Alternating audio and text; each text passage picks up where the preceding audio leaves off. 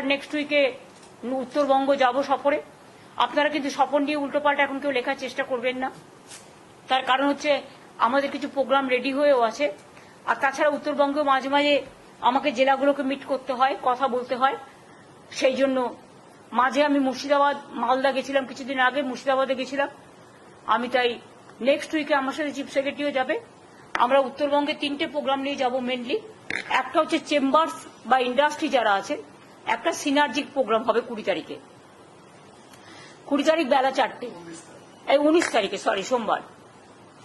আর 20 তারিখে আমাদের প্রোগ্রাম হবে পাবলিক ডিস্ট্রিবিউশন প্রোগ্রাম।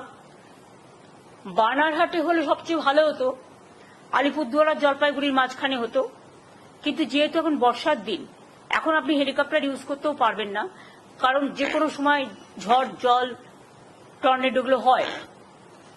এই পরিস্থিতিতে তাই আমরা আগে অনেকবার আমরা ওইসব জায়গায় প্রোগ্রাম করেছি, কিন্তু আমরা ওদলাবাড়িতে কখনো করিনি। তাই বানারহাট থেকে ওদলাবাড়িটা খুব কাছে হবে আলিপুরদুয়ার জেলা থেকে, এবং ওদলাবাড়িতে ওই জলপাইগুড়ি জেলার মধ্যেই পড়ছে। পাবলিক ডিস্ট্রিবিউশন একটা প্রোগ্রাম করবো 20 তারিখে। আর 21 তারিখে আমরা একটা নর্থ বেঙ্গলে উত্তরকন্যায় আমরা একটা বিশেষ করে উত্তরবঙ্গের 6টা জেলা নিয়ে,